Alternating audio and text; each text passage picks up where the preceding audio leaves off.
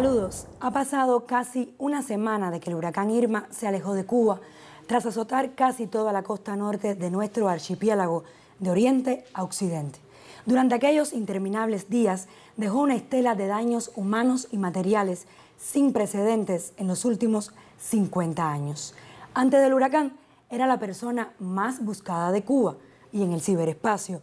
Durante el paso de Irma fue consejero, padre, santo, comunicador y visionario. Pero en fin, no es más que un científico, voz de un gran equipo y confianza del pueblo cubano en esta especialidad. Por supuesto, con nosotros el doctor José Rubiera. Bienvenido. Muchas gracias por tan amables palabras. Gracias por aceptar nuestra invitación. Doctor Rubiera, hablemos de Irma. ¿Cuándo surge y qué posibilitó su desarrollo?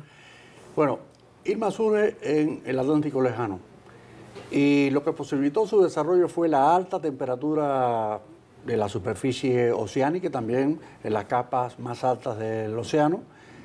Al mismo tiempo tenía condiciones en la atmósfera superior muy favorables porque los vientos, había poca diferencia en ellos en superficie y en altura, de modo que cualquier sistema tropical que se desarrollara podía crecer en la vertical. Y además, pues tenía un fuerte anticiclón al norte que lo iba a mantener hacia el oeste durante muchos días. Y otra cosa que tenía también favorable, no le entró aire seco. Durante el mes de agosto, sobre todo, o julio, suele haber polvo del Sahara con aire seco que se mete dentro de la circulación y acaba con ella. Pero no, todo el ambiente era húmedo. Por lo tanto, eso posibilitó ese gran desarrollo a lo largo de los días. Entonces, doctor, Irma fue un huracán de récords. ¿Cuáles fueron esas características que lo identifican dentro de toda la historia de los huracanes? Bueno, yo diría que tuvo varios récords. En primer lugar, el huracán más intenso del área del Atlántico, sin contar el Mar Caribe y el Golfo de México, porque llegó a tener vientos máximos sostenidos promediados en un minuto de 295 kilómetros por hora y rachas de mucho más de 300 kilómetros por hora. Por lo tanto, esa es una cosa que lo va a identificar y lo va a llevar durante toda la historia de la ciclonología tropical. Al mismo tiempo, fue un huracán que se mantuvo como categoría 5 durante 3 días y un poco más. Por lo tanto, es el huracán que más tiempo ha estado con categoría 5. Otro récord, quizás sea un poco difícil de explicar, pero hay algo que se llama, es un índice que los meteorólogos usamos, se llama ACE. O sea, eso es las siglas en inglés de energía ciclónica acumulada. No es más que si usted coge la velocidad de los vientos máximos sostenidos en un minuto cada 6 horas, lo eleva al cuadrado y hace una sumatoria a lo largo de toda su existencia. Ese valor que le da es un valor que es mucho mayor que todos los demás ciclones tropicales que ha habido en esta temporada juntos. Y es un récord. ¿Y la trayectoria del ciclón? La trayectoria fue una trayectoria normal, diría, del mes de septiembre. El mes de septiembre las trayectorias son muy alargadas, surge en el Atlántico lejano y se mueve con una componente muy hacia el oeste, oeste, noroeste. Y quizás la única cosa que tampoco es anormal, pero sí que fue cuando ya no hizo más oeste, que fue cuando hizo el giro hacia el norte. Y entonces, bueno, eso lo hizo en la zona central de Cuba, en la provincia de Matanzas, al norte de Matanzas, giró hacia el norte. Pero eso también es algo que otros huracanes pueden haber hecho. Ahora, hay una cosa interesante, porque llegó a Cuba como categoría 5, porque llegó a Cayo Romano, que es territorio cubano al norte de la provincia de Camagüey, y llegó con categoría 5. Y no ha habido muchos categoría 5 en la historia cubana. Bueno, vamos a hacer una breve recuento. Hubo un categoría 5 más intenso que ha azotado la capital del país del 10 al 11 de octubre de 1846. Cosa curiosa, lo voy a decir, porque a veces decimos, bueno, pasa mucho tiempo entre un huracán y otro. Ahora ha pasado, hace muchos años que no tenemos ninguno, qué bueno. Pero había habido un categoría 4 muy fuerte en la capital del país en 1844 y en 1846 viene este categoría 5. No se medía el viento No había cómo medirlo, pero sí hubo una presión de 916 hectopascales, una presión muy baja. Después pasó el tiempo y el próximo categoría 5 ocurrió en 1924, que el cual nadie se acuerda porque ocurrió en el extremo más occidental de Cuba, en Guanacabibis. Hizo mucho destrozo allí, pero era pequeño y no pasó más nada, pero fue categoría 5. Tenemos este sí es célebre, el de Camagüey, la Santa Cruz del Sur, del 9 de noviembre de 1932. Ese sí es célebre porque ha sido el huracán que más muertes ha ocurrido. La mayor catástrofe natural de Cuba en la historia ha sido ese, del huracán de Santa Cruz del Sur en Camagüey. Después tenemos uno que quizás no deba clasificarse como categoría 5 en Cuba porque ocurrió en un cayo al sur de Cienfuegos que se llama Cayo Guano del Este.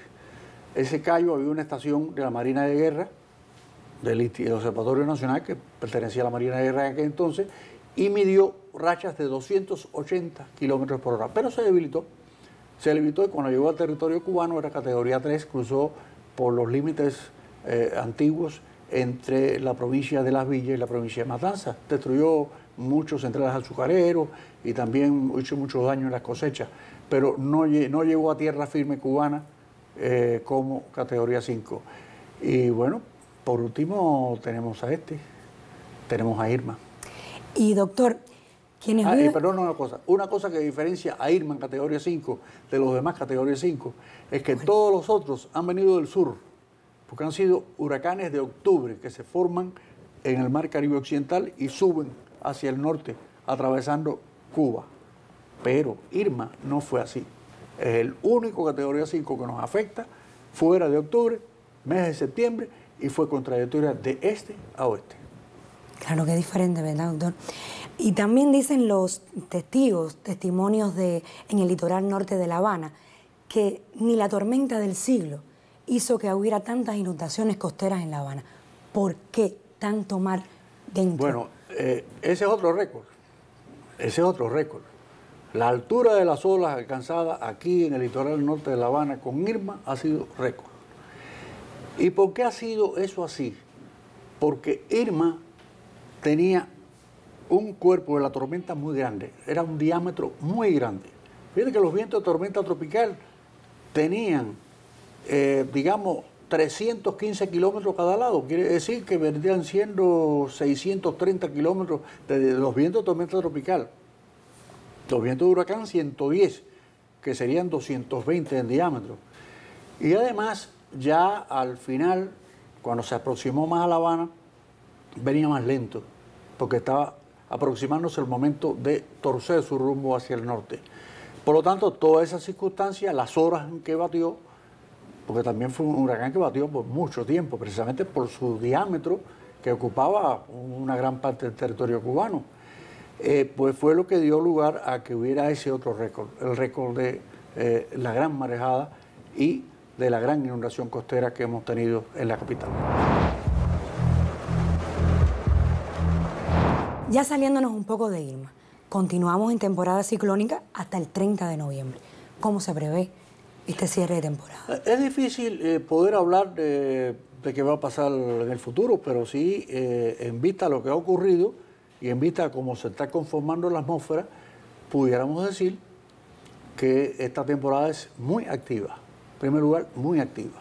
Ahora que estamos hablando, hay 2 sistemas tropicales en el Atlántico y que con los días pues va a aproximarse, algunos quizás se vayan por encima, otros se aproximarán a las Antillas Menores, otros no lo harán, pero ya a finales de septiembre la temporada ciclónica en cuanto a sus estadísticas tiende a disminuir un poco.